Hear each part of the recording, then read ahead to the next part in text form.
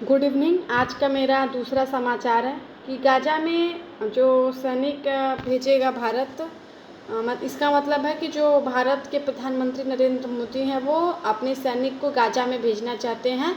और इन सब के बात करने के लिए उन्होंने यूएन का मतलब है यूनाइटेड नेशन, जो कि शांति का है, उस सम्मेलन के लिए 30 देशों को बुलाया है। लेकिन ख़ास बात इसमें ये है कि जो चीन और पाक है, इसको न्योता नहीं दिया है भारत के प्रधानमंत्री नरेंद्र मोदी ने।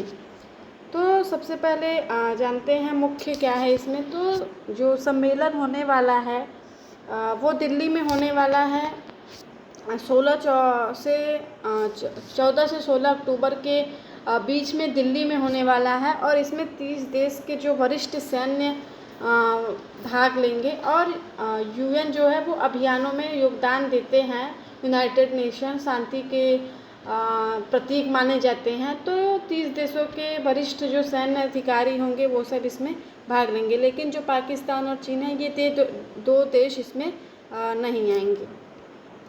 तो जो भारत की नीति है इस सम्मेलन को लेके, ऐसा कहा है, स्पष्ट किया है भारत के प्रधानमंत्री नरेंद्र मोदी ने कि जो गाज़ा या यूक्रेन जैसे संघर्ष क्षेत्र हैं, मतलब इनमें आपस में हमेशा ही कोई न कोई क्या बोलते हैं, युद्ध चलता रहता है आपस में। तो वहाँ ये जो भारत के प्रधानमंत्री हैं वो अपने सैनिक को नहीं भेजेंगे। सबसे पहले जानते हैं कि जो भारत के इतिहास में इस गाज़ा के प्रति सैनिक को भेजने को क्या हुआ था। तो पिछले 75 वर्षों से जो प्रधानमंत्री नरेंद्र मोदी हैं, उन्होंने 50 शांति अभियानों में 2,90,000 सैनिक गाज़ा में भेजे थे। और इसके साथ ही साथ इसमें से जो 142 सैनिक थे उनकी मृत्यु हो गई थी और उन्होंने बलिदान दिया था अपने देश के प्रति गाज़ा की रक्षा करते हुए। इसके बाद चीन और पाकिस्तान को न्योता नहीं, तो जानेंगे कि इसका मुख्य कारण क्या है। तो जो भारत ने है वो जानबूझ के पाकिस्तान और चीन को इस सम्मेलन में नहीं बुलाया है जो दिल्ली में होने वाला है 14 और 16 अक्टूबर के। इसका विवाद यह है कि आप लोग जानते ही हैं भारत चीन सीमा विवाद चल रहा है। और साथ ही साथ जो भारत पाकिस्तान के बीच अभी कुछ दिनों से तनाव चल रहा है, उसको ध्यान में रखते हुए ये निर्णय लिया गया है, जो कि भारत के लिए बहुत महत्वपूर्ण निर्णय है। इसके बाद जो सम्मेलन है उसका उद्देश्य क्या है। तो शांति अभियानों के लिए संसाधन जुटाना है।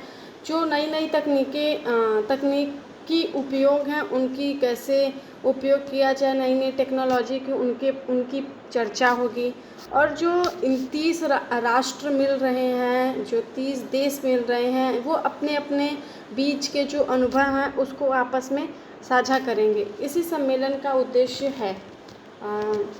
साथ ही साथ हम जानेंगे कि जो ये सम्मेलन होने वाला है दिल्ली में, उससे जुड़ी भारत को क्या लाभ है। तो जो भारत को लाभ है वो है कि अंतर्राष्ट्रीय प्रतिष्ठा को मजबूत करना है। और ये जो भारत खुद से सम्मेलन की मेज़बानी कर रहा है, उसका मतलब देख रेख कर रहा है, वो ये है कि वो जो यूनाइटेड नेशन है वो अपने प्रभाव को और मजबूत करना चाहता है। भारत यूनाइटेड नेशन में अपने जो प्रभाव है उसको और मजबूत करना चाहता है। यही है सम्मेलन से जुड़े लाभ। इसके बाद जो भारत अन्य जो तकनीक है उसके सहयोग के अवसर को नई टेक्नोलॉजी लाना चाहता है। और उपकरण के कई उत्पादों को भी प्रदर्शित करना चाहता है, जिससे कि जो रक्षा निर्यात है, मतलब जो नई टेक्नोलॉजी है, नई रक्षा के उपकरण हैं, उनको निर्यात करने में आसानी हो सकती है। साथ ही साथ हम देखेंगे कि इससे जो भारत को लाभ होगा, तो किसी सिक्के के दो पहलू होते हैं, तो इससे भारत को कुछ हानि भी होगी। तो जो पाकिस्तान और चीन दोनों देशों को इससे भारत ने नहीं बुलाया, तो हो सकता है कि चीन और पाकिस्तान से भारत का तनाव बढ़े और चीन जो है वो वैश्विक ग्लोबल अंतर्राष्ट्रीय मंच पर भारत की छवि को नुकसान पहुंचाने को कोशिश करे। पाकिस्तान जैसे देशों से अप्रत्यक्ष रूप से आप लोग जानते ही हैं कि अभी फ़िलहाल में कई तरह के विवाद चल रहे हैं पाकिस्तान से, पहलगाम अटैक वगैरह। तो हो सकता है कि आतंकी हमले और सुरक्षा का जोखिम भी बना रहे। और अगर ये जो सम्मेलन हो रहा है अगर वो सफल नहीं हुआ तो इससे क्या हो सकता है कि कई देश जो हो सकते हैं जो भारत के निर्णय से खुश नहीं होते हैं वो भारत की आलोचना करने पर उतर आए। तो इस सम्मेलन को चाहिए भारत को कि इस सम्मेलन को सफल बनाएं। अब देखते हैं कि भारत के सामने इस सम्मेलन को लेकर चुनौती क्या है। तो कई प्रकार की चुनौतियां हैं। सबसे पहले चीन और पाकिस्तान दोनों देशों को नहीं बुलाने पे जो राजनयिक तनाव है वो बढ़ सकता है। साथ ही साथ ये जो 30 देशों को इसने बुलाया है तो 30 देशों की सुरक्षा का भी जिम्मेदारी भारत पे ही होगी। उसी ने इस सम्मेलन को देखरेख अपना लिया है। और ये जो सभी प्रतिनिधि आ रहे हैं 30 देशों के प्रतिनिधि, हो सकता है कि इनके बीच सहमति बनाना कठिन हो जाए और आपस में विवाद हो जाए। तो इन सब की भी जिम्मेवारी लेनी होगी भारत के प्रधानमंत्री नरेंद्र मोदी को।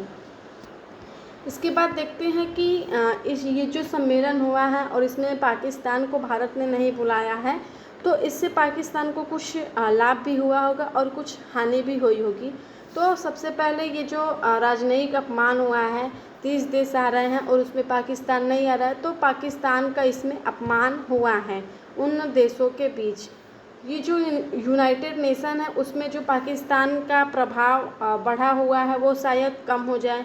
और ये जो कश्मीर मुद्दा चल रहा है अभी पहलगाम अटैक को लेके, हो सकता है कि इस पे भी कुछ असर हो। तो ये हानि हो सकती है और हानि के साथ साथ पाकिस्तान को कुछ लाभ भी हो सकता है। तो लाभ यह हो सकता है कि विरोध का नैतिक आधार, जब भारत ने पाकिस्तान को नहीं बुलाया तो हो सकता है भविष्य में पाकिस्तान ये कह सके भारत को कि आपने हमें बुलाया नहीं था, इसका नैतिक आधार हो सकता है। और पाकिस्तान और चीन दोनों को नहीं बुलाया तो चीन हो सकता है चीन के साथ पाकिस्तान अपनी समीपता को बढ़ाए और उससे बातचीत करे और साथ ही साथ अपने हिस्से को चीन के साथ और भी साझा करे और बढ़ाए। इसके बाद चीन को भी कुछ हानि और लाभ होंगे। तो चीन को क्या होगा, चीन को वैश्विक प्रभाव को चुनौती हो सकता है।